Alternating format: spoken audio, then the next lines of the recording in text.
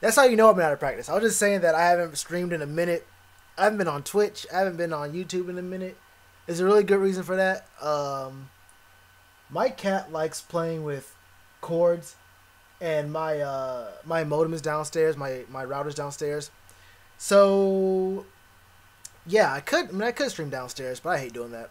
But so yeah, she likes eating cable. So I had to find I had to order an industry kind of strength type of Ethernet cable that could run up the stairs or whatever. So it'd be strong enough for her not to like to bite it and whatnot. I had an overlay. I had an overlay for these streams, and it wasn't just my camera. It was like a big black screen. But I'm not gonna lie, I have no clue where it is. Yeah, I'm not sure where any of this stuff is. I don't know where any of my... Oh well. We'll figure that out later. I thought I was prepared for this, but then again, I haven't streamed in a minute. How y'all doing today? We can fight through it. We can fight through it. Can y'all hear me now? Y'all can't hear me? Huh?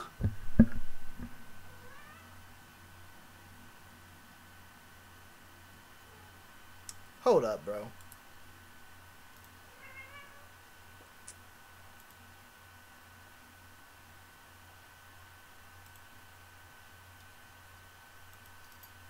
Can y'all hear me now? Hold up, man. Y'all, if y'all really can't hear me still, I don't know what the problem is. I'm showing I'm getting audio. I'm showing it's taking audio. Y'all still can't hear me? Damn.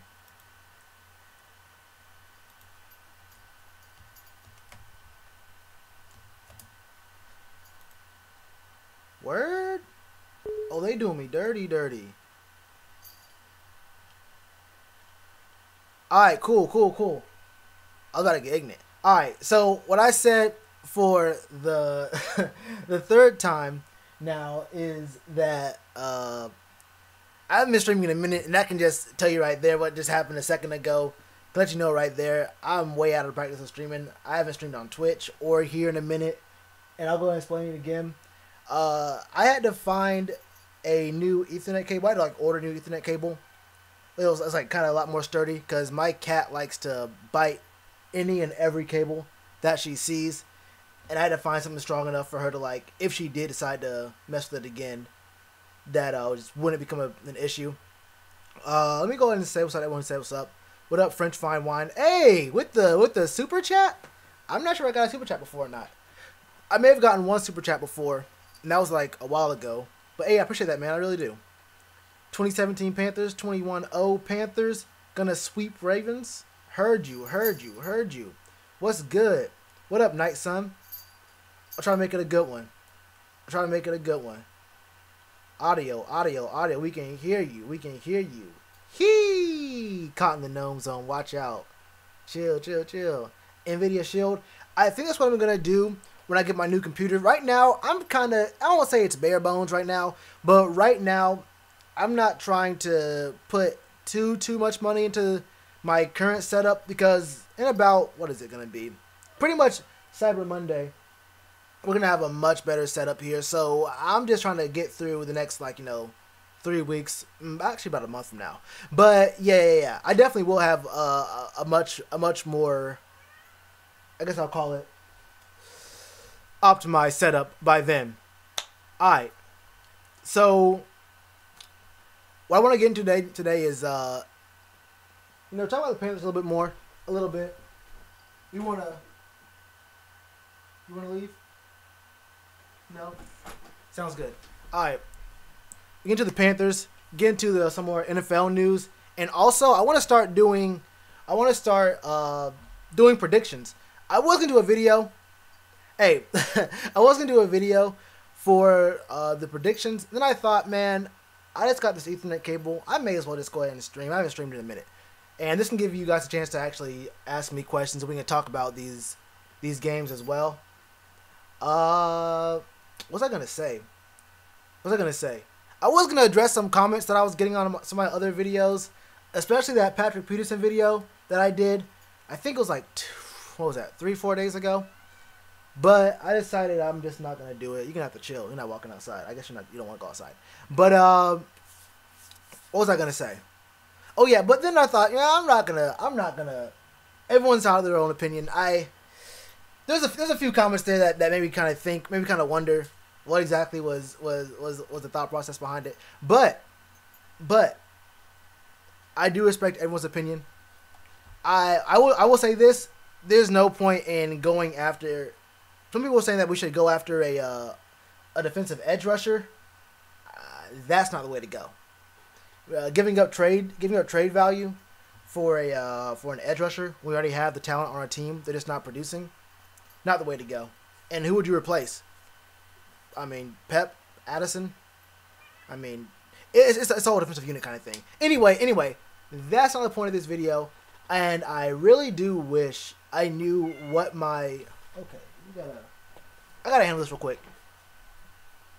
Alright. Are you staying?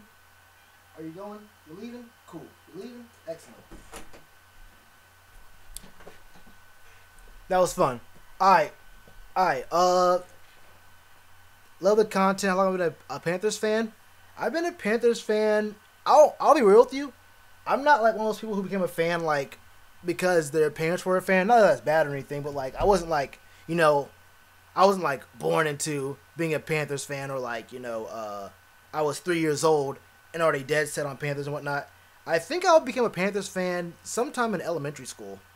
I think I was probably like maybe 8 or 9. Probably like 8 or 9 when I was a Panthers fan. When I actually became like, I actually started watching football, like watching it. Cause before that, I'll be real, I didn't really understand the game of football. And I'm always like still learning about the game. But probably sometime in elementary school. Yeah. Cause before I was just watching games just to watch them. I wasn't really like, I didn't really have a team that I really liked. Cause like my mom isn't really into sports, and my dad was more like a basketball head. You feel me? So like I wasn't really there was no like my parents were big influencers of football for me. They just one didn't care and the other would really rather watch basketball. But Ravens defense is mad overrated. They ain't got a player like Luke. I mean, Luke's the number one player at his position, but Terrell Suggs has been good for a minute. Terrell Suggs is, hey, you better respect Terrell Suggs. He's not a player like Luke, but he's one of the best at what he does as a pass rushing, like hitting linebacker. Not really a coverage kind of guy. He's up there with he's probably like 3 or 4 up there with the Von Millers. And his Khalil, I don't want to call Khalil Mack. He could probably be a linebacker in a 3-4 system. I think of him as a DE, but I guess you could call him an edge rusher if he's in a 3-4. He could stand up if he wanted to. J.J. Watt could do the same thing. That's what I hate about the edge. I hate that edge designation. I feel like you're either a linebacker or you're a lineman, and if it makes it it's kind of weird because if you can be a linebacker who blitzes 98% of the plays you're on the field, and it's like, you're really a lineman who's standing up. You're really a skinny lineman who's standing up, and the scheme you're in mainly calls you a linebacker. And so that's kind of one of those things. Do I live in Elizabeth City? No, I don't. I did used to live in Charlotte for like 5 years. Going to be better, Bradbury or Jackson? That's a hard one. That's a hard one because Bradbury's already shown he can shut down some of the best receivers in the league. Bradbury's done that for the last couple years, actually. I mean, especially with Julio. But in the time that A.J. Green was on the field, he shut down A.J. Green. You don't really stop OBJ. You don't stop OBJ. But I think Jackson probably has a higher ceiling. I think if Dante Jackson gets just a little bit more strength on him. I mean, he's a rookie in his he's only played 6 games in the league.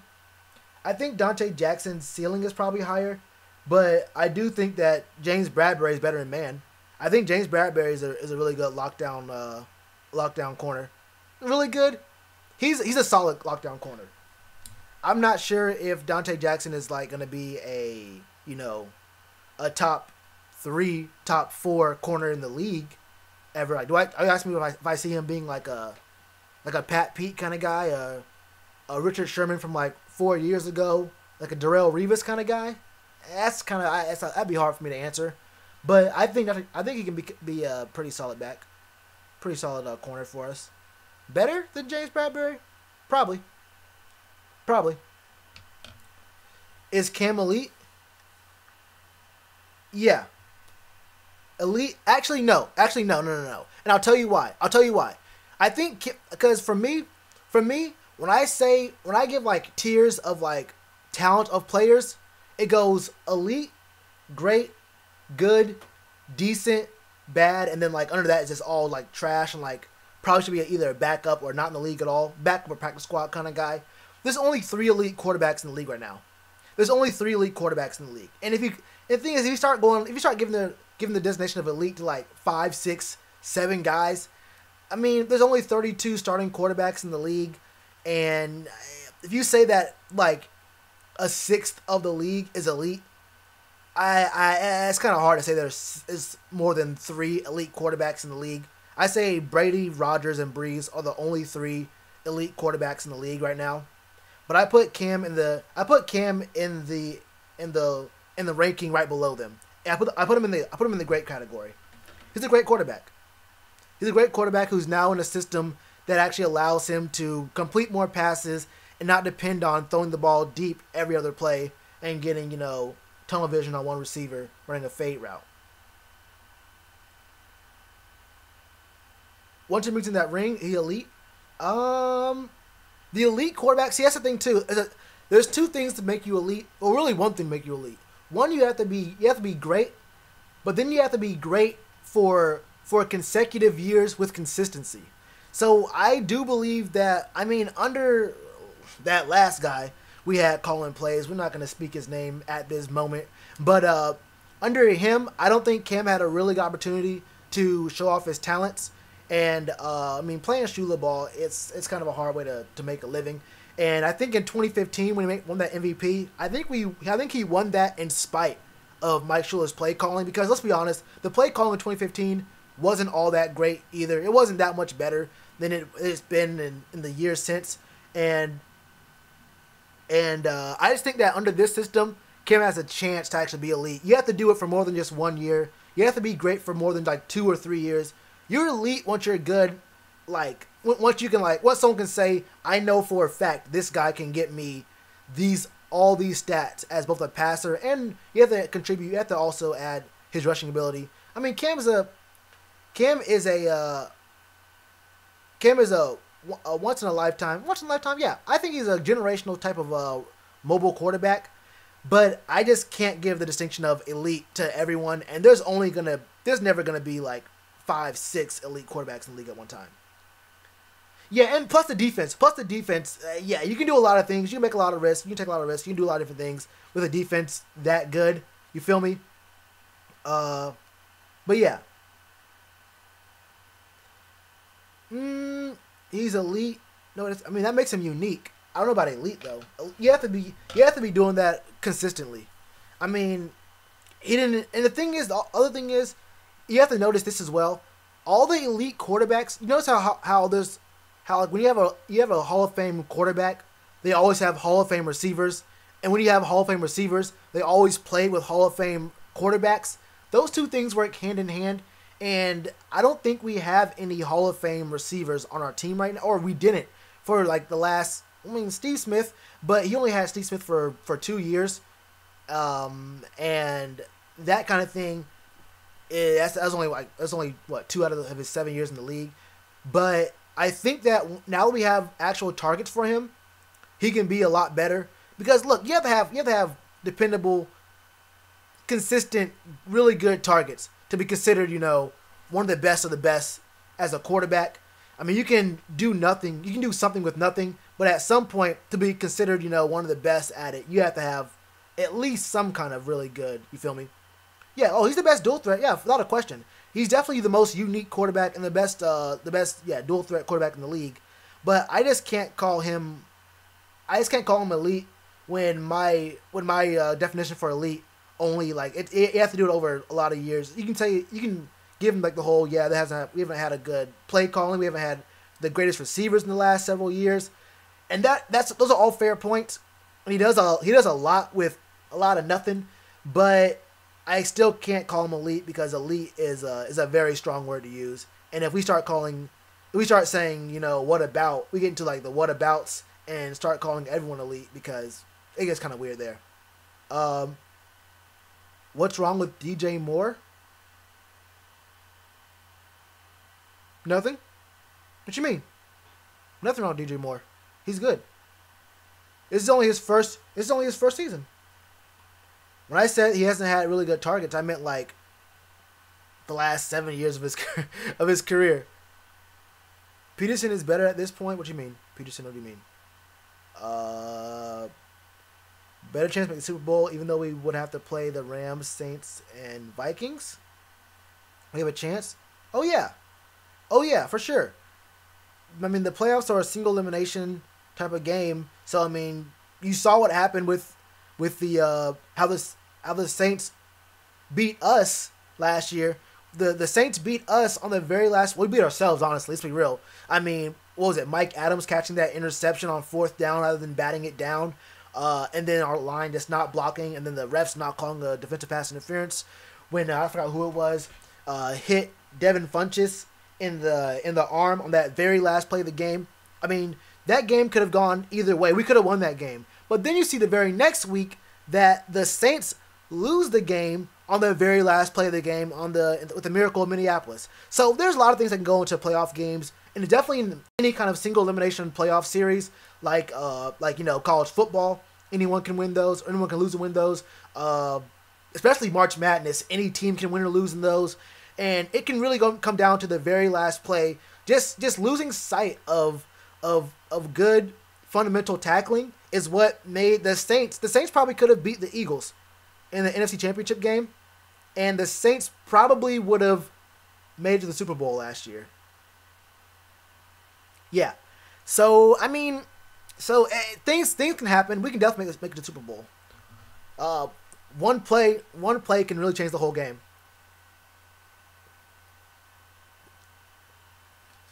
Oh, yeah. He can be a Hall of Famer. I remember every season, every record. Oh, damn. That's tough. But yeah. All right. So we're getting into this week's games and whatnot. You feel me? Let's go ahead and get on over to that.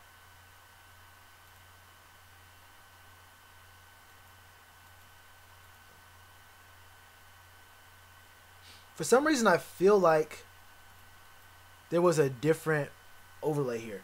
Oh well. Anyway, so tonight's game, which I gotta just say right now, what do you guys think about these primetime games?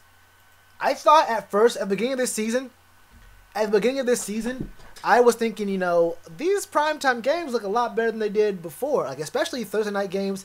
Thursday night games, I think 2 years ago, maybe last year as well, but I don't remember it as well as I do 2 years ago. 2 seasons ago, every single Thursday night game, it was like the NFL said, we'll just throw this game. Okay, we got we got the Titans and the Colts. We got the Jets, and these were the Jags when they were not good, when they weren't good still. They just threw like the trash teams on TNF and said, hey, you guys are gonna watch football either way. It's football on your screen, and you'll watch the ads and everything. So I was thinking this season when I saw the list, like, these are some really good games in prime time, some really good Thursday night games. But actually, so far, they've been kind of bad. I mean, when you have the NFC East on your TV screen in prime time, if you see an NFC East game any later than 4:00 Eastern time,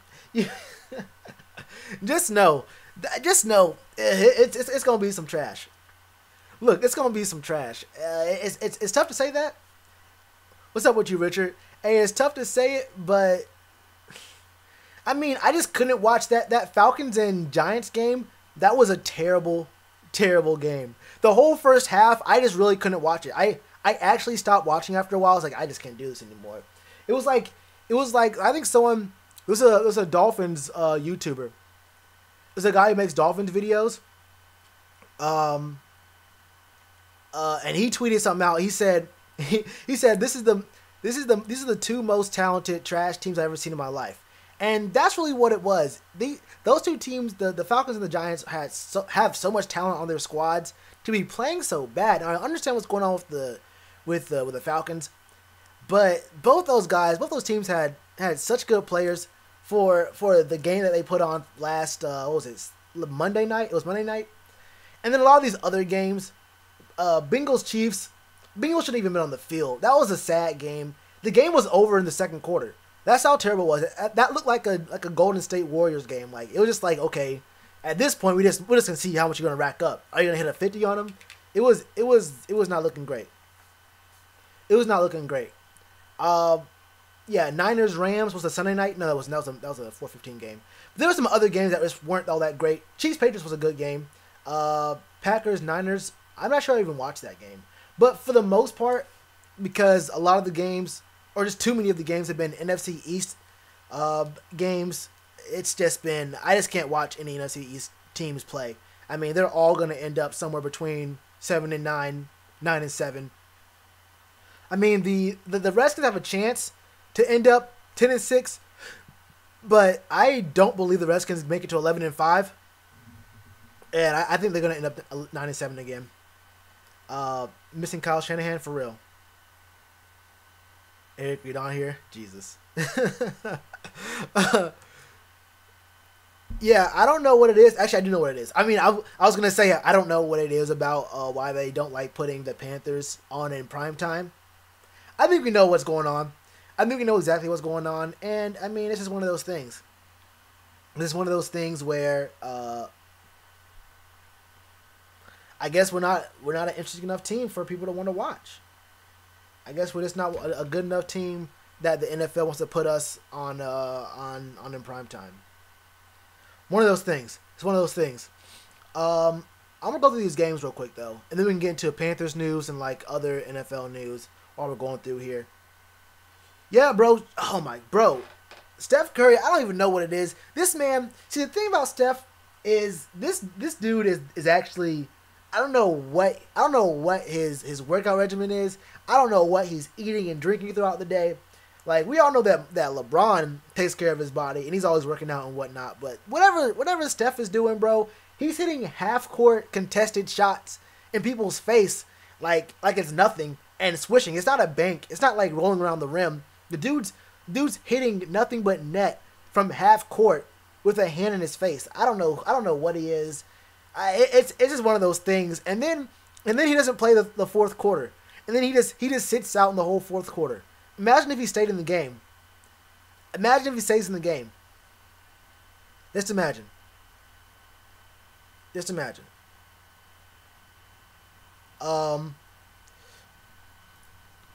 Let's go on this list. Oh wait, I didn't even talk about the. Let me talk. I just mentioned that the game was trash. I never said anything about this game. All right. So this Dolphins-Texans game tonight, I mean, there's nothing I can really see here. I thought I'd be able to see their records. Usually I have the records underneath here, but they don't, so I don't have to click on it anymore. But this Dolphins-Texans game is going to be bad. I mean, we got Brock Osweiler starting for the Dolphins. Dolphins started off 3-0. Hey, the Dolphins started off 3-0. They started off 3-0, and then one of those things. They're not a good team anymore. I mean, they were what? They had who? Who they had last year? They had used to play for the Bears, Jay Cutler. They had Jay Cutler last year, and you know how that's gonna go. And this year, they're really happy to get Ryan Tannehill back. And look, Brock Osweiler starting, and then Deshaun Watson's kind of hurt, and they don't really. I'm kind of worried about their pass game because Deshaun Watson still has bruised ribs, and Deshaun Watson couldn't even fly back with the team. They were so worried about Deshaun Watson's ribs that he had to take a 12-hour bus ride back to Texas from their last game because they were worried about the air pressure in the cabin of the plane. You're like messing with his ribs and whatnot. I think that was 2 weeks ago. But still, this is a short week for them. This is a short week for the Texans, and coming off 4 days, and you're still injured. It's probably going to be a running type of game for them. I see the Dolphins bringing a lot of pressure this game. And it's just gonna be a not great game. You got Brock Osweiler going up against an injured Deshaun Watson in a Texans team that has Will Fuller, DeAndre Hopkins, and they're just gonna be probably running the ball a lot. I don't see them wanting to subject Deshaun Watson to any unnecessary hits if they can, help it. And plus, the Dolphins' defense is giving up a lot of yards on the ground. I think it's been like 150 plus over the last few games. So it's probably a Texans game. I couldn't call the score here. It's just two teams that I really don't care about. One team that's horrible, other team is bad. One team that's horrible, other team is bad, and Texans probably win this game by at least 2 scores. I think if Peppers wins the Walter Payton Player of the Year award, will he retire?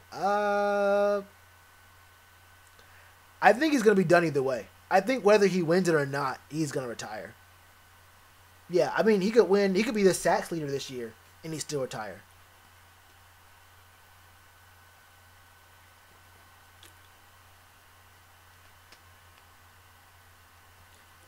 Hey, what up, iGus? iGus Heavy Judy.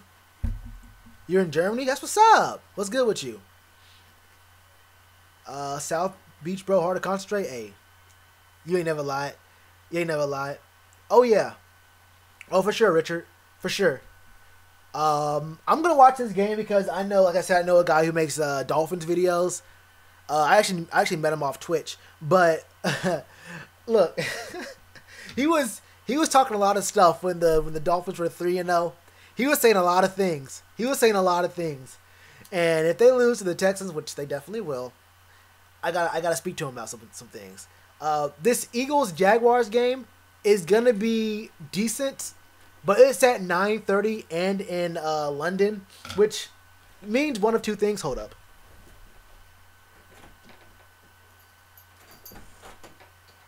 Which means one of two things. One, you're gonna have to wake up mad early to even think about watching this game, and I'll probably only catch the second half of this game. I don't really care too much about it. Actually, I should watch this game because the Jags play good. The Jags played pretty well in London. The Jags win in London. Blake Bortles got benched last game. Look, man, you have to understand this. Blake Bortles got benched for, who was it? Cody Kessler? Bro, he got benched for Cody Kessler. In what world? That has to be a gut check. How would you feel if you got? Look, I'm not even an NFL quarterback. I would definitely be trash if I went into the league and even played a single down. But if I got benched for Cody Kessler, that's an insult to me. And I know he's way better than I'll ever be at quarterback. He's way better than I'll ever think about being at quarterback. But if I got benched for Cody Kessler, I still feel some kind of way like, Coach, give me a shot. Cody Kessler? Word? So, I think Blake's gonna try his hardest in this game. The Eagles are gonna try their hardest. I'm not too sure about the Eagles. The Jags will probably win this game just because they always do well in London. That's really the only reason I can even say the Jags win the game. They're definitely the home team. Us versus the Ravens.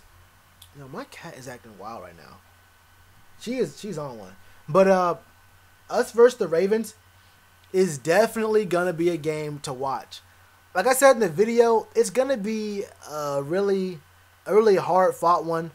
And I know I saw all the comments about, the Ravens haven't played anyone. The Ravens, they look nice playing against, bum squads. Like, look, they played the Bills, Bengals, Broncos, Steelers, and Browns and Titans. I guess in the Saints as well. But they have 7 games. But we have to understand here. We have to understand that even though they are playing these kind of bummy squads, the Broncos aren't good. The Bills are obviously horrible. The Bengals are good. They lost to the Bengals. The Steelers are hit and miss. Like I've been saying since the preseason, since I started making these videos, I was talking about how the Steelers like to play to their opponents.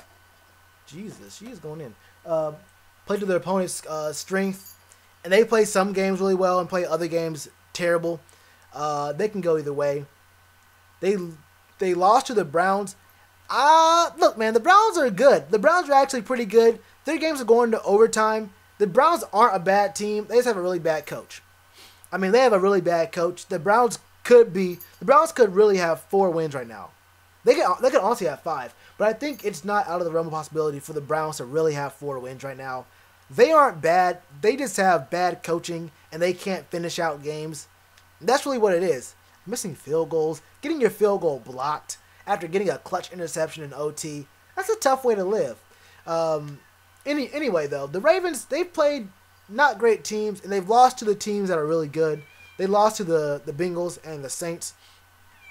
But their defense is still real. Their pass rush is still real. I mean, as a whole, are they a great team? Maybe not, but their defense is still something you have to respect.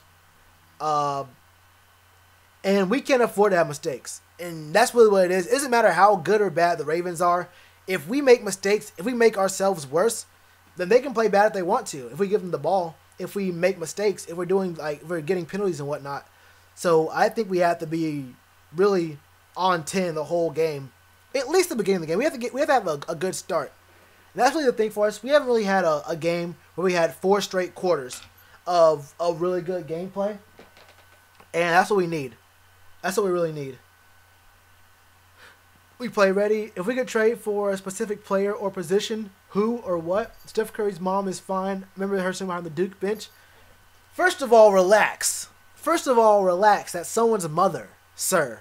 Second of all, you're right. You're absolutely right. But relax.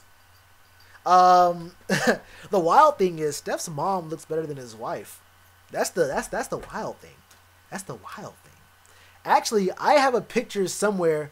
I don't know where it is right now. Probably on my Facebook somewhere. But I don't even log on my Facebook anymore. But when I was going to UNC Charlotte, we had a game against Davidson. This was after Steph was there. This is obviously after Steph was at Davidson. But we beat Davidson in Davidson, and I rushed the court at Davidson. And there was a picture of me on, I think it was some sports. It wasn't ESPN. It wasn't Sports Illustrated. It may have been like NBC Sports, something like that. They ran a picture of me and the other 2 guys storming the court at Davidson, and we beat them. That's why I can be a bandwagon Warriors fan, because I can say I've been on the court at Davidson. Head ass. What's good, the King? DJ Moore breakout game? Probably. They have a good run defense, so we're going to have to pass a lot. Hey, look, they have a good run defense, so we're definitely going to be tested. We have to definitely make sure we have our pass game on 10. But like I said, we can win this game. It really comes down to who makes more mistakes and who makes mistakes later in the game. And I think we can get that win over the Ravens. Broncos and the Chiefs, if you want to watch a blowout, if you want to watch someone get absolutely annihilated, be my guest. I mean, what would I say the score is going to be? Done by the third quarter. I mean, with 8 minutes left in the third quarter, the game's going to be done. You're better off watching the highlights of this game. Browns, Steelers, I'm telling you right now, the Browns probably win this game. Le'Veon Bell hasn't shown up. Look, Le'Veon Bell still has not shown up for the Steelers. And I'm telling you this right now. Oh my God, she's going crazy right now. What is up? What's up, bro? Come here.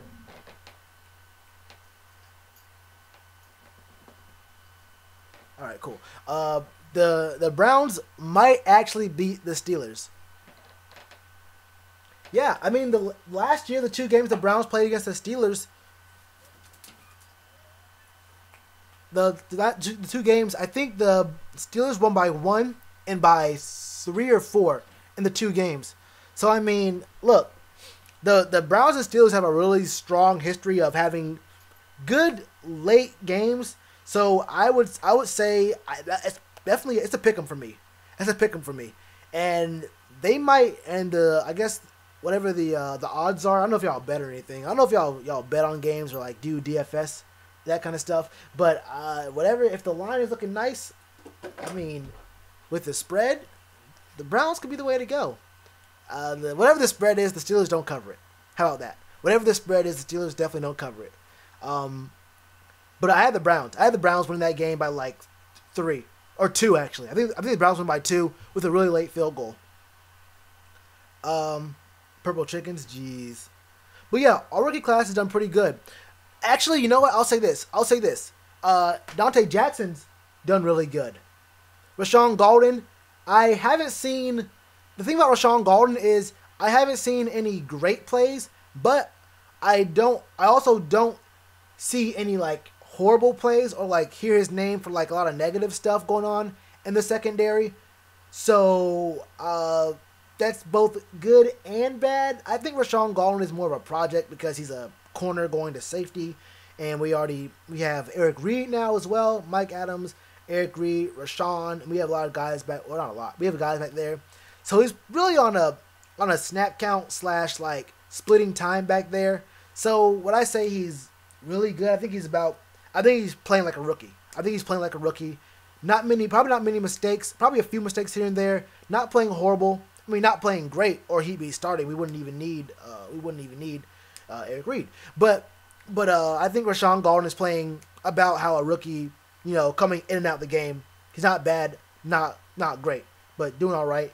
DJ Moore, once we get him into the game plan a little bit more, I think he's definitely one of the names I'd say is playing above what we expected. People expect him to be, actually, you know what? People expect him to be like the next, or be like Randy Moss the first second he stepped in the field. But he's doing really well for us right now. I say he is playing really well.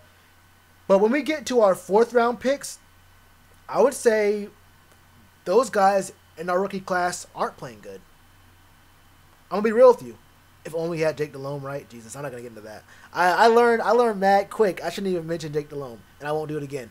But once we get into our 4th round picks, can we really say that they're doing well? I mean, first off, Marquise Haynes is inactive for games at a time. I was wondering, I was like really looking for his numbers. Like, wait, is Marquise Haynes? I was watching so many. I was like paying attention to so many like defensive snaps. Like, do I see Marquise Haynes? Like, did I forget his number? I had to look it up like 3 or 4 times, like different games. I was like, hold up, am I just forgetting what Marquise Haynes' number is? Are these announcers not saying his name?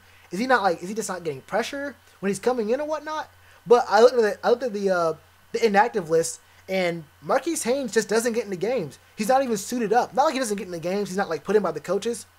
They don't even suit Marquise Haynes up for games. And I said multiple times that I thought he was going to be a day 1 contributor to the team, getting an edge rusher there, and apparently he's, I guess, not doing it in practice. Either he's not showing enough promise in practice, or we have too many needs in other positions on our team to where we can't fit him in. But we've been doing so badly in the pass rush. Not really all that badly. You can see here what the sack numbers are looking like for the defenses. We're tied for 18th. But you'll notice here, there's a like 7-way tie for number 8 with 19. And then like, you're going to see that we have 16. There's 1, 2, 3, 4, 5, 6. So we have the 7th most number of sacks in the league, but we're 18th in the league because there's so many ties. I mean, 3-way, 7-way, 1, 3, 2, 1. I mean, 18th, but really 7th in number. It's just one of those things. Look at pass percentage. We can look at it here. 68% pass completion. Look, 68% pass completion.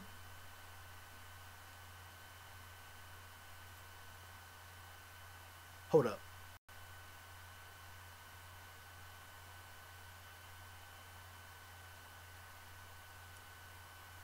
Wait. Should I have done that? Well, okay, I did it wrong. But you can see here that we're 7th from the bottom. Because obviously if you have higher is worse. Higher is worse. The only teams worse than us in completion percentage on defense are the teams with the worst defenses. I mean, we're the best in the NFC South. Look, there's Tampa Bay at 1, or I guess 32 technically. Tampa Bay is in last. Atlanta is 3rd from last, and the Saints are 5th from last, and we're 7th. So the NFC East is by far the worst division for if you want to complete a pass, you want to play one of us. I mean, 1, 3, 5, and 7. It don't get much worse. It really don't get much worse, and it's really tough. Actually, I did not know that. I actually didn't know that we were so bad. Wait a minute. I mean, yards per pass attempt, 8.8, 8.1, 8.7, and 7.7. I did not know that. I was actually that's news to me. Yeah. Message retracted. I always get like mad confused when I see message retracted. I'm like thinking like, what did they say? Like what? Was it something wild? I doubt that. I'm not. Thing is, I'm actually lucky right now because I'm nowhere near big enough to have trolls, so I don't have to worry about any kind of troll comments. On Twitch, it doesn't matter. When I was streaming, I used to stream on Twitch. I don't know if y'all know that, but I used to stream on Twitch a lot. It don't matter if you're big or small on Twitch. You're gonna get trolls in your chat. You're gonna get some random trolls in the chat, and it's kind of wild. Is my old man Mario Addison healthy? He's playing pretty good. Yeah, Addison's playing. He's playing well. The whole D line. The thing is, the D line isn't playing up to their actual talents and their skill. We're not getting as much production out of them as we really could be. But I mean, he's not playing badly. I did want to try to find the individual sack numbers for each player on our team, but it was kind of looking like I was gonna have to like go through each game and find it. I'm not sure if there's actually a list somewhere with the individual sack numbers for our team. If there is, you can link me. But yeah. Addison is the best looking on the line. I mean, obviously Pep is gonna look good, but he's on a snap count and he's not always in the game. You feel me? Where are we at? What was I saying? Steelers Browns. Oh yeah, I was looking at sacks. But yeah. So we'll look at that. Oh yeah, no, I was talking about our rookie class. Yeah. So I said Marquise Haynes isn't even getting in the game, and since our D line and our front seven really is getting no pressure, there's no pass rush at all. For us to not even have Marquise Haynes suited up means there's something going on with his development as a player in the NFL that our coaches are aware of, and there's got to be some reason why he's not even getting suited up. Like, I understand not putting him in the game if you're like not all that confident, but he's still suited up. But if he's inactive for games, there's something going on. Is it an injury? Is it him not showing you enough at practice? And then we get to Ian Thomas, who honestly is a solid blocker, but I mean, not a great pass catching tight end. Hasn't been a good. He didn't do really anything when Greg Olsen was out. He had a few games, or a couple. No, I can't say a few. He had a couple games where he caught like 25 yards, a few catches, 25 yards. But for the most part, even Ian Thomas has looked not spectacular, playing like a rotational rookie kind of guy. Not even really worth a mention, honestly. His blocking is good. Ian Thomas, you do hear his name a lot for blocking, or when Greg Olsen was out, you heard Ian Thomas' name for blocking a lot, doing really well. But as for pass catching, which we thought we could really work with him with, not all that good. We can talk about, 6th, 7th round picks. Andre Smith's been decent. I mean, like y'all were saying, undrafted free agent lineman. I guess, hey, who's playing better, Dante Jackson, DJ Moore, or our undrafted free agent linemen? I'm gonna have to say our undrafted free agent linemen are doing something spectacular. Hey, look, I said it. I said we couldn't do it. I said it's gonna be a long shot for us to get undrafted guys and to pick up guys off the street who aren't even playing in the NFL and turn them into a solid O-line. I was wrong. Something about our O-line coaches and our O-line staff and our training staff and whatnot, they know how to coach up some O-linemen.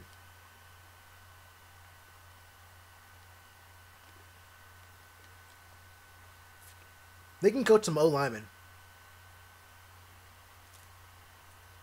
Secret weapon? It's a deep secret because we need him now. I mean, if he was ready to play. Thing is, if Marquise Haynes was ready to play, he'd be playing by now. I think the coaching staff knows we're not getting pass rush, and if he was ready to play, if the coaches thought he was ready to play, we're not sandbagging. You saw that we went out and got Eric Reed. It's not like we're trying to find like we're not saying like, hey, Colin Jones is our secret weapon, or Rashawn Golden is our secret weapon. We're gonna throw him out there. We didn't put Rashawn Golden out there. We went out and got Eric Reed. So I think that we know what we have. We know what we have in our team, in our locker room, and I just don't think that Marquis Haynes is ready yet. He could be ready later. He could be ready later in the year, but it really does speak to something fishy going on with maybe him not being ready now, or not having the skill that we thought he would have so far, that he's not even active. He's not even like in pads for the games.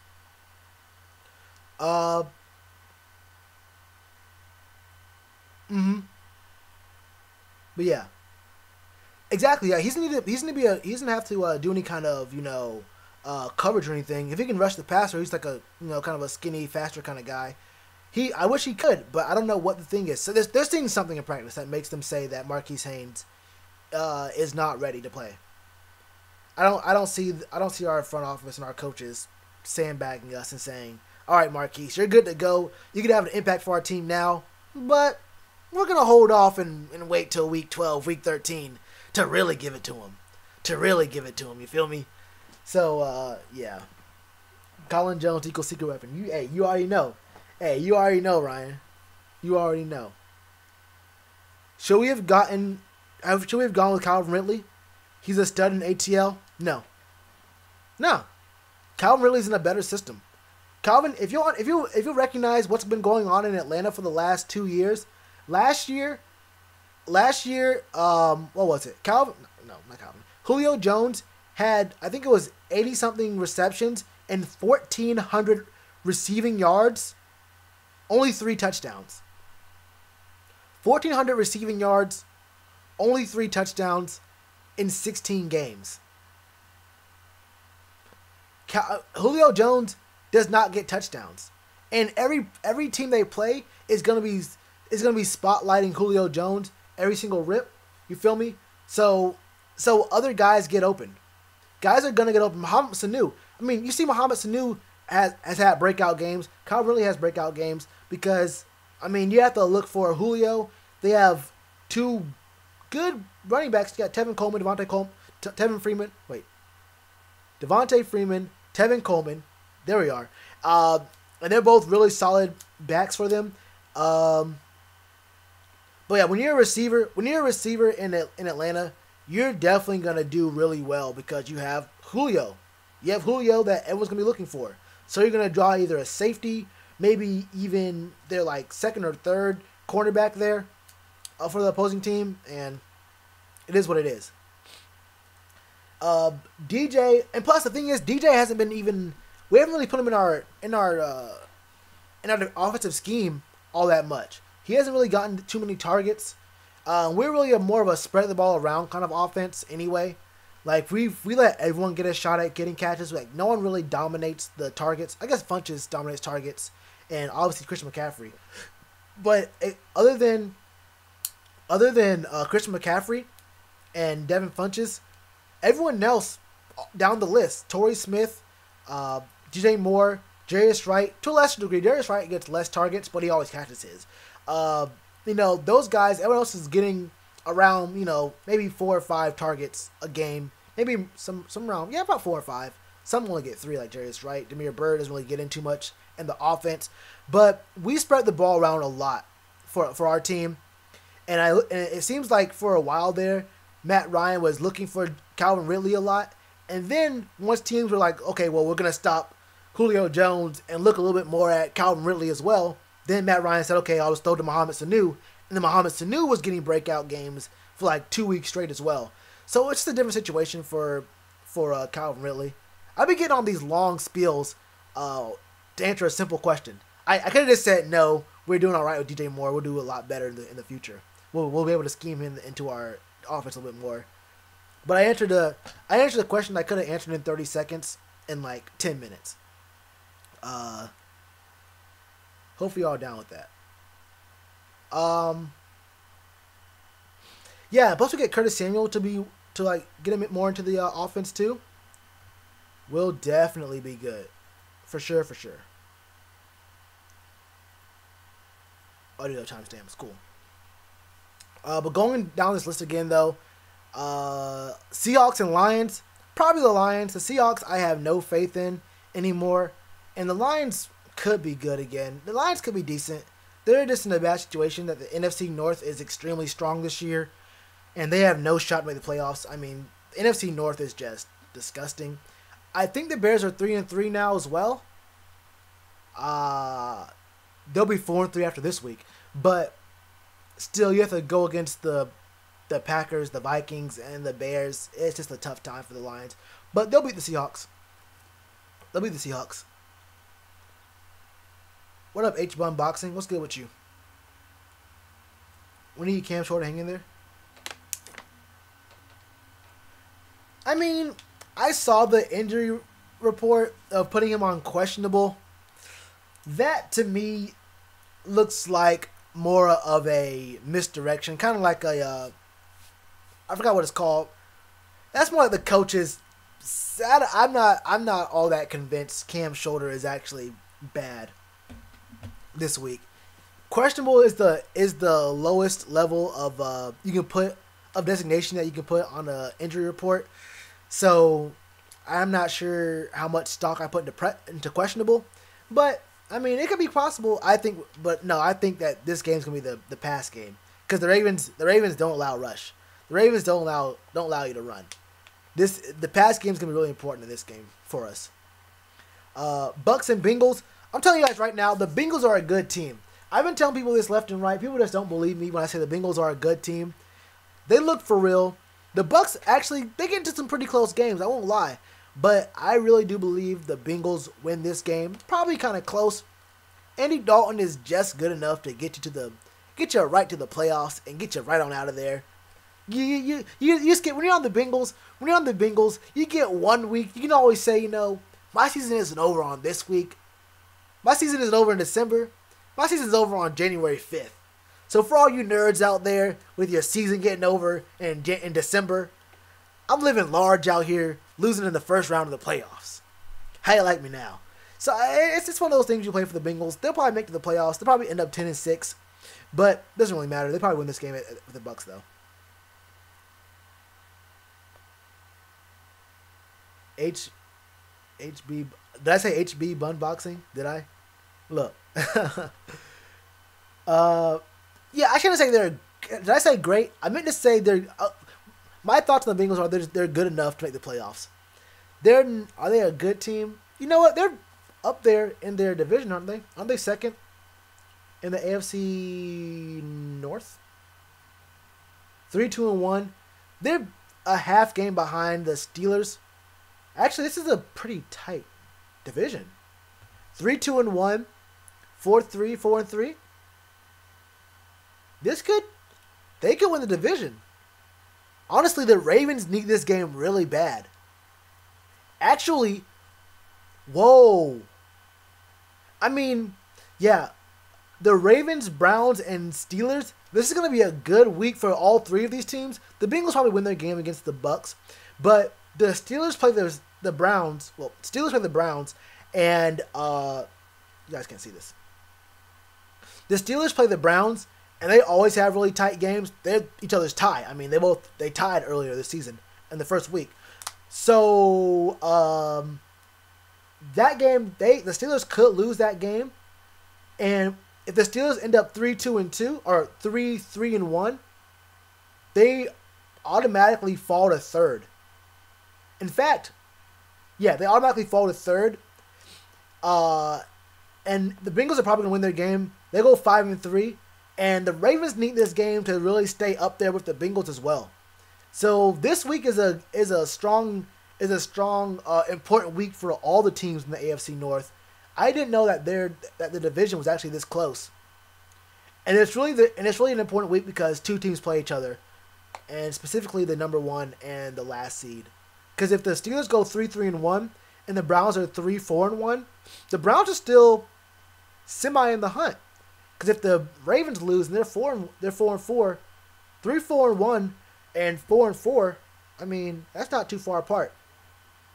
and 5-3 is pretty far from 3-4-1 though. And the AFC North will probably not send 2 teams to the playoffs.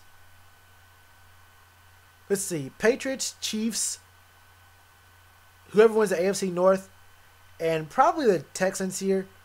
Although the Titans probably could win this division. Titans could win the division. I just don't see 2 teams. You know what? No, I'm wrong. The AFC East, the AFC West, and the AFC North will probably send 2 teams. Yeah. The Chargers probably make it. The Chargers and the Chiefs are going to represent the West. But I can see the Steelers, Broncos, and Ravens, any 2 of those 3 making the playoffs. I don't see 2 from the South, and I don't see 2 from the East. It's kind of close here. It looks like 5-2, 4-3, but the Dolphins are on the downswing, and the Pats are gonna do what the Pats do. So yeah. From NC, yeah. Coach said that Cam is fine. That seems like one of those things where you just put it on the list. You put it on the injury report and hope that you get the other team's coordinators to think about, wait, maybe something's wrong. I don't know. Like, how would you even scheme around a questionable? I don't know. From NC, I live in New Jersey, and there are so many annoying Philly fans. I never stop being a Panthers fan. Look, bro, I know a dude. Oh man, I know a dude who lives in New Jersey, who is annoying, but he's a Cowboys fan. I'm gonna be real with you. I've never met a Cowboys fan who was, 1, reasonable about football, 2, reasonable about really anything. I can't front on you. I can't front. Find me a reasonable Cowboys fan. Oh, that's what's up. We got a couple guys from New Jersey. Hold up. Say what state you're from in the chat. Are you guys, other than those guys from New Jersey, are most of you guys from North Carolina? I know there was 2 dudes who said they're from Germany. That's what's up. That's what's up.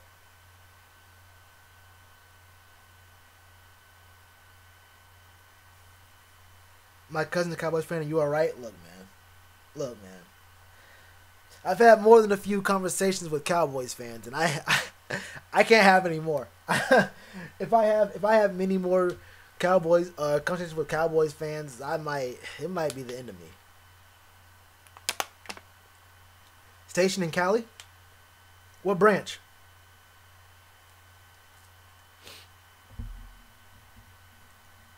Oh, you in Fayetteville? I got family in Fayetteville.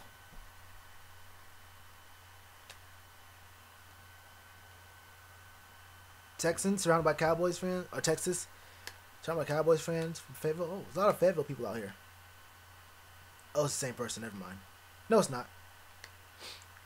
Winston Air Force. That's what's up. Yeah, both my parents were in the Marines. If I ever enlisted, which, man, y'all some heroes. I just don't want to. I don't want to enlist. I grew up in a military town. I don't get to all that, but yeah, if I had to enlist, I'd definitely go. Or I guess, I don't know if I could. If I had to enlist, I'd definitely go Air Force. For sure, I'd go Air Force. But yeah, I just know the service ain't for me. The service ain't for me. Now, I will say this. I do wish I was driving a Dodge Charger. I'm going to be real with you. I do wish I was driving a Charger. But the service ain't for me. Everybody I know who went to the Marines has a Charger. I can't front. It's either a Shelby or they went and got a Charger. You feel me?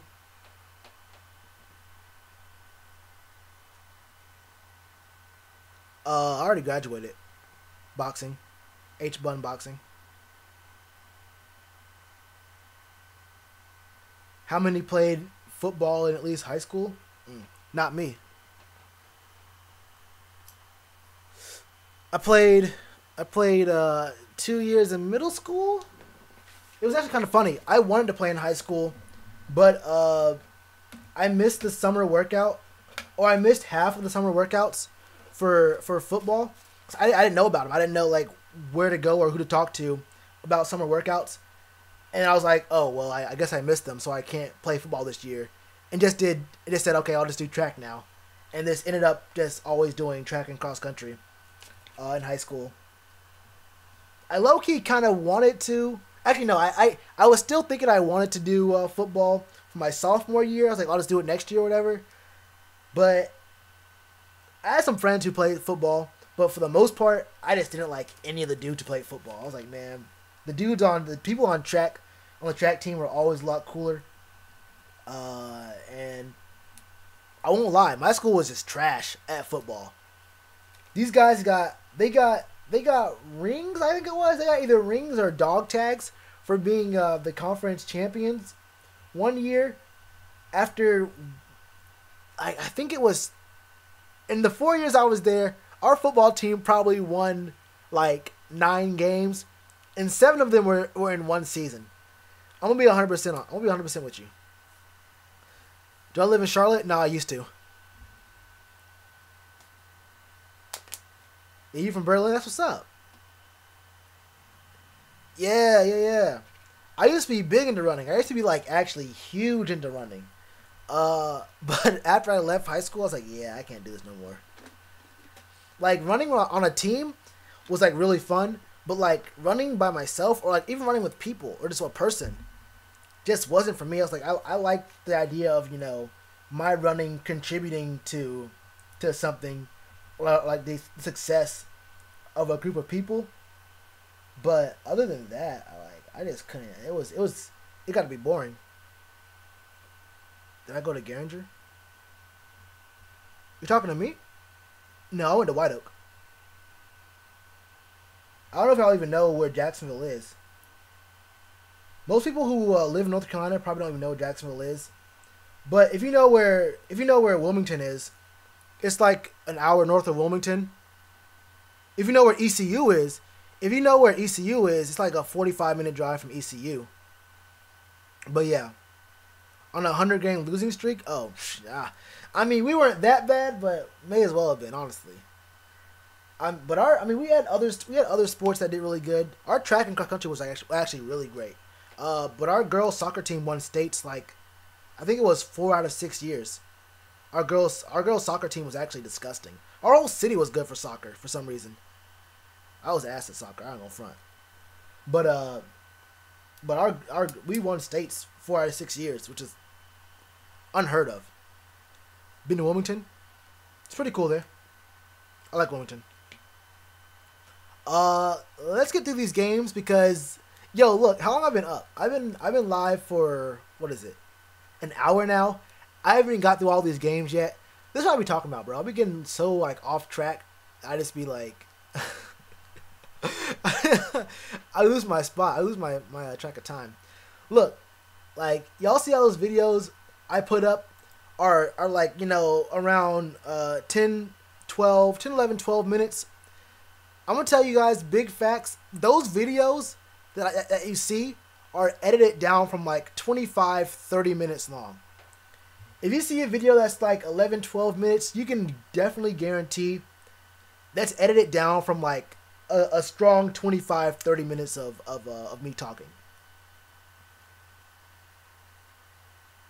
Yeah, I'd be getting off track.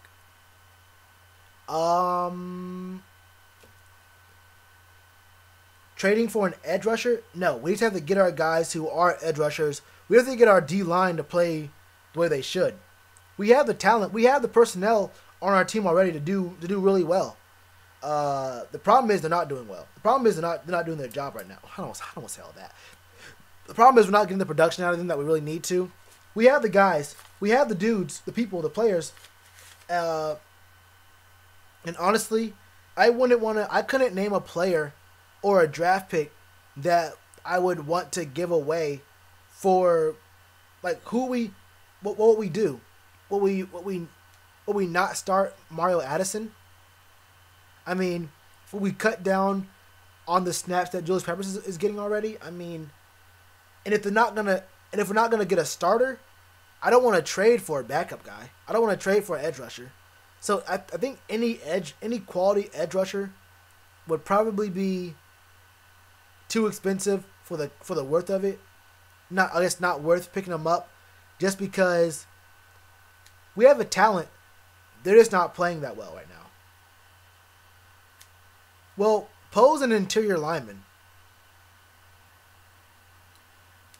Poe's an interior lineman, and I think he eats up blocks for K'Wan Short. If Poe's playing bad, then K'Wan's playing bad too. That's the way I think about it, because they're both interior linemen, and one of the two is going to eat up a double team from the other one. And from what I've been seeing, I won't lie, I don't look at it too much. I'll definitely will for this. Watching this game, if you're just watching this Ravens game when we're on defense, just look at Dontari Poe, just like watch him sometimes and see if he's getting double teamed.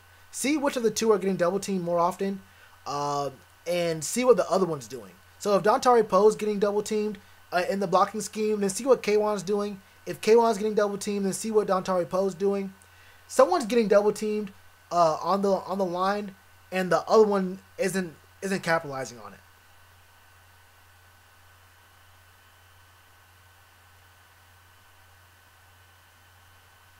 But yeah, I'd be more comfortable getting someone in the draft. I mean, I'd be way more comfortable. The thing is, like I've always said, I don't like trading. I don't like us trading because we're going to need all of our draft picks this year. We're coming into a lot of cap space for the upcoming season, but we have so many guys who are either getting cut or are going to be retiring after this season that we have to use our high draft picks to find talent.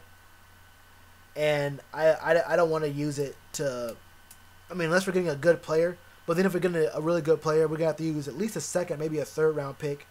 And we have to use a lot of our draft picks this year. Kevin Dodd, won't even lie to you, I have no clue who that is. Who's Kevin Dodd? Is he, I mean, I'm going to be real with you. Is he in the NFL? Or are you talking about like in the draft, something like that? I don't even know who that is.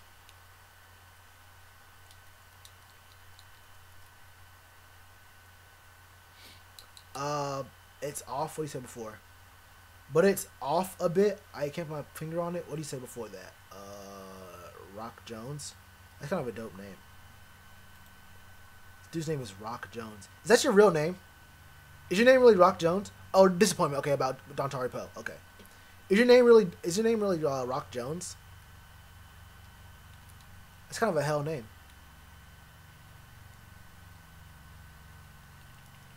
Kevin Dodd, DE second round pick from Clemson.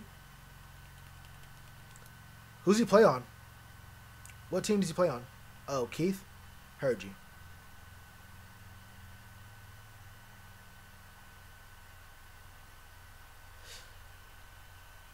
He's a 4-3 DE, but got drafted by a 4-3 team. Yeah, I hate that. I hate when teams draft a player in a certain type of position that they know, like, that their game, that their play style is one type of way, and then try to convert them into something else. Like you don't get Von Miller and turn him into a little linebacker, or put him out in coverage. You get Von Miller, you stand him up, and you make him blitz. You don't put him in a 3-point stance. You make him blitz from the edge, standing up. Like it really does make me really sad for these guys who come out of college who end up looking and feeling like busts when they're just in a bad situation with a coach or a coordinator that don't really understand that sometimes you have to let these guys play to their strengths, and sometimes your scheme may be good, but you have to let these guys play the way they know how to play. That's also the reason why a lot of us, including me, thought Jared Goff was a bust, but it just turned out he was playing for Jeff Fisher, and they get Sean McVay, and now Jared Goff is in the conversation for a top 5 quarterback in the league. When honestly, I was thinking Jared Goff's going to be out of the league. I thought Jared Goff was going to be out. I was like, no, there's no reason to even have him anymore. This is what happens. He was released? Oh. Oh, if we can pick him off the street, maybe. Maybe. I don't know. I really want to see what our moves are in the for the trade deadline. That's coming up in 5 days. I saw a question earlier. Someone asked if we should trade C.J. Anderson. I mean, my real response to that would be, can we find a way to use C.J. Anderson? I mean, it'd be cool to. I mean, I guess we could trade him, but there'd be literally no reason why we even bring him in if we can't use him. And I'm gonna be even more real with you. I don't see the point in having. I'm not sold in Cameron Artis-Payne, and to be even more real with you, like I said about Marquise Haynes not being active and not even being suited up in these games, Cameron Artis-Payne isn't even being suited up in these games. So you have to think about that. Think about this for a second. Get this through your head for a second. Christian McCaffrey has been inconsistent in the running game. We don't put in C.J. Anderson in the running game. We have Alex Arma activated and actually in plays. He actually comes in on the field. We actually ran with Alex Arma a couple times. He's in the game. But Cameron Artis-Payne is not even activated in these games. What is that? What does that tell you? What does that tell you? Hey, look. I don't know who it was. Someone in my last live stream said that Cap is a 1,000-yard rusher if you let him get that chance.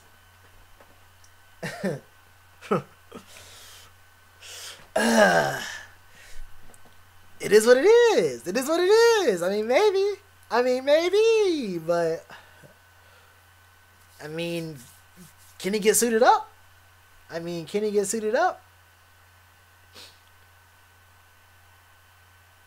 Pat Pete, the Cards aren't gonna trade Pat Pete. He even said he put out a statement about, oh, I'm whatever about, okay, I don't want to leave the team or whatever.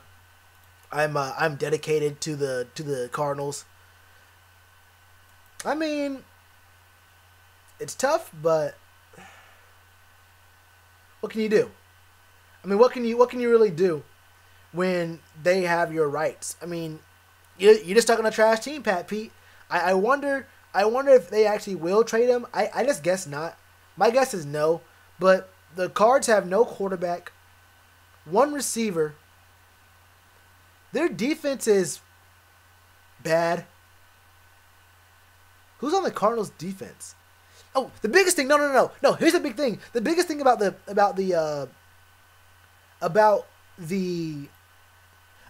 Cardinals is David Johnson's is bad this year. That's the biggest thing about the Cardinals is that David Johnson is horrible. He got his money and he stopped playing. He was really good. And then out of nowhere he just stopped playing. So I don't know what it is. He fell off, but that's some of the biggest thing. The biggest problem with the Cardinals. I mean, they're still a trash team with no quarterback.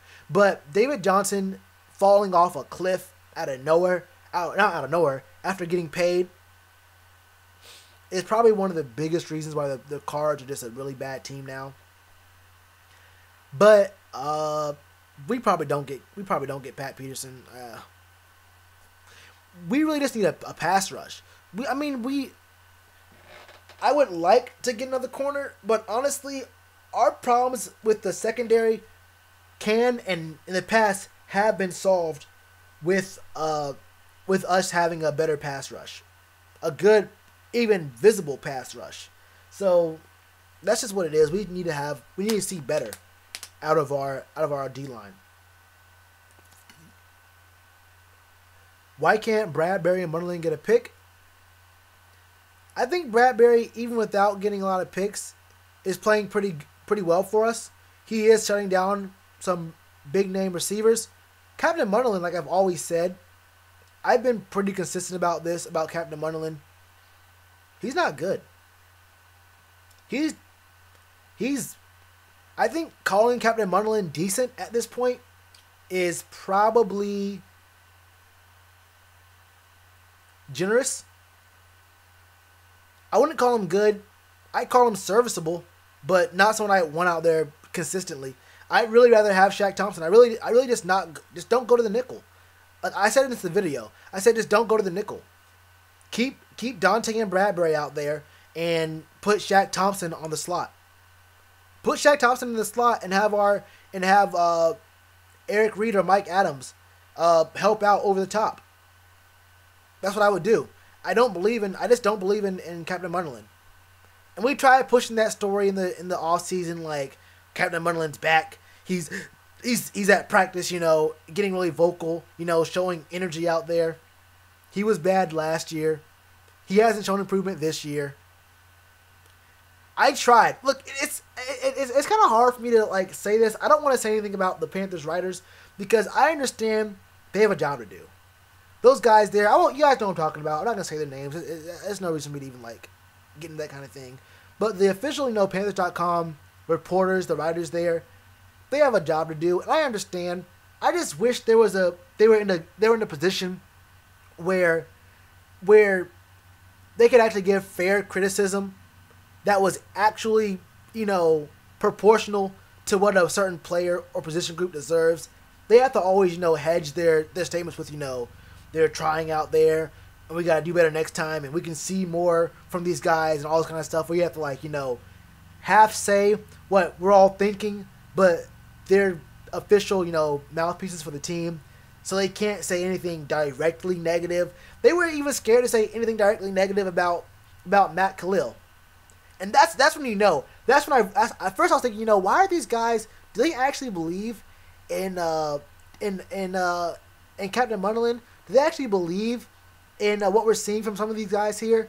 But when I saw they just wouldn't take a stand against Matt Khalil, and I understand why. But that's when I really fully understood. Oh, I had a picture. I was like, oh, they actually just can't. Because if you're a Panthers fan, if you watch the games and you do anything more than say something negative, if you have anything positive to say about Matt Khalil, then you're either not watching the games or you're in a position where you actually can't. You're not allowed to say anything negative about Matt Khalil. And that's probably the position they're in right now. I understand it. And honestly, look, I can't say anything negative about it. I feel you on that. Those guys out there, I feel you on that. If I was a writer for the Panthers and they gave me a job, I did the same thing. I ain't gonna front you. I'm like, look, you have to. I'd be typing right now. I'd be saying, I'm talking to you right now. I'd be saying, look, Matt Khalil isn't that bad, guys. Look, Matt Khalil. Look, man, Matt Khalil. Yeah, I'm sorry, Ryan. No. Ryan's the center. Matt Khalil. He's all right. He's doing okay. We can put him in there when he's off IR in 2 weeks, 1 week. I think it's 1 week. When Matt's back, we can put him back in there at left tackle, and he's gonna be all right. Just give him some time, because look, we gotta do what we gotta do. I'd spin it like I have to. You have to do a little bit of spin work, but since I don't work for the Panthers, I definitely have the ability to say, dude's trash. We spent way too much money on him for only 1 year of production, his rookie season. That was it. I moved Matt Khalil to guard. I moved Matt Khalil to free agency. How about that?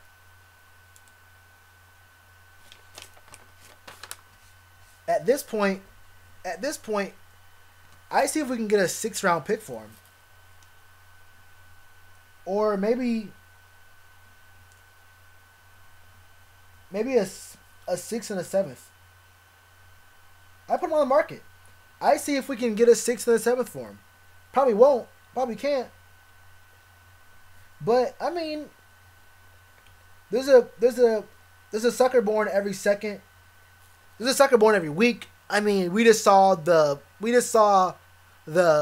Cowboys get Amari Cooper for a first.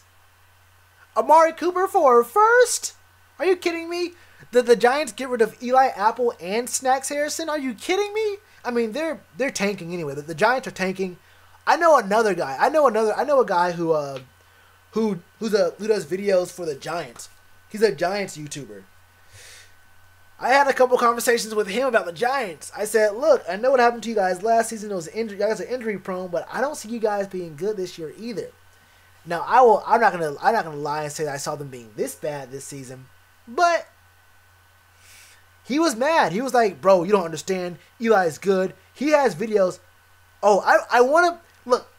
I really want you guys to watch some of his videos. I don't know how I link his channel or how I like just say what his channel name is without it sounding like I'm being kind of toxic or like starting drama. So I won't do it. But he's the most popular Giants YouTuber. Actually, I don't know if I don't know how many Giants YouTubers there are. But you should just see his videos of him going after fans for saying that Eli's not good anymore, saying that they shouldn't have drafted Saquon, they should have got a quarterback in the draft. The man's funny. The man, it's worth the watch. If anything, the man, it's worth the watch. Yo, he's low key. He's low key like an EDP. Sin Khalil Gellerman, exactly right. How I feel about Reed so far? He's solid. I mean, he's only been on the team for a couple weeks now. He'll have to get reintegrated to the whole NFL thing. I think by week 10, Eric Reed, we'll definitely see some really good performances from Eric Reed by week 10. Let me get through these games real quick because I'm only on the Jets Bears. Bears win by a long shot. Giants Redskins in New York. I mean, no Eli Apple, no Snacks Harrison anymore. The Redskins win this game. NFC East.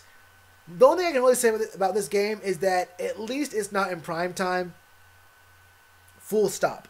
It's a bad game. Two teams I don't respect. Redskins win. Raiders Colts. Colts are actually not a bad team. What's the Colts record? What's the Colts record? 2-5? Wait, really? Okay, so the Colts are a bad team, but Andrew Luck is getting some good stats. I'll say that. The Colts are still a trash team, apparently. I thought they were doing okay. I thought they were doing okay. Oh, wait. I thought the Raiders had at least 3 wins. It's a pick 'em then. I thought they were both doing a lot better than this. 2-5 and 1-5. Goes to show you. Just goes to show you. I mean, pick 'em yourself, I guess. I go Colts there. Terrible teams. Yeah, Jay.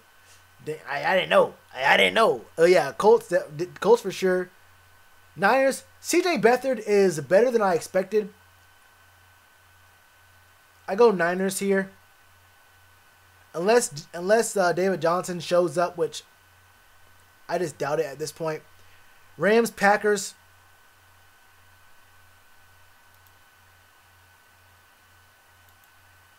Come on now. Saints, Vikings. I'm praying the Vikings win this game. I'm a Vikings fan. Look, I'm at 4:15. Our game's at 1, right? Our game's at 1. At 4:15, I'm a Vikings fan. At 4:15, I'm a Vikings fan. Put it like that. Last week, could I play again? Yeah, last week I was a Ravens fan. Last week I was definitely a Ravens fan. They didn't do it for me. Oh man, I was so sure. I was so sure the Ravens had that game. Oh man. But yeah, my Vikes are gonna win this game at 4:15. At 4:15 till 11 o'clock, I'm a Vikings fan. Put it like that.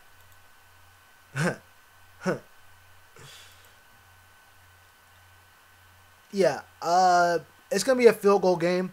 I think in the video I said 21-24. But I think 2017 is still fair. It's going to be a field goal game. Low scoring field goal game.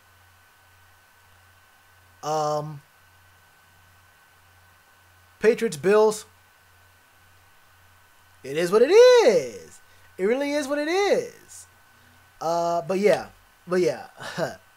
From the second, when that clock hits 000 of our game, I'm a Kirk Cousins fan. I'm a Mike Zimmer fan. I'm wearing purple. I'm putting on some purple at 4:15 on the dot. I'm a Vikings fan for life. until the 29th. Until midnight 01 of the 29th, I'm a Vikings fan. Put it like that. Put it like that. But yeah, those are my picks. This Dolphins game probably started.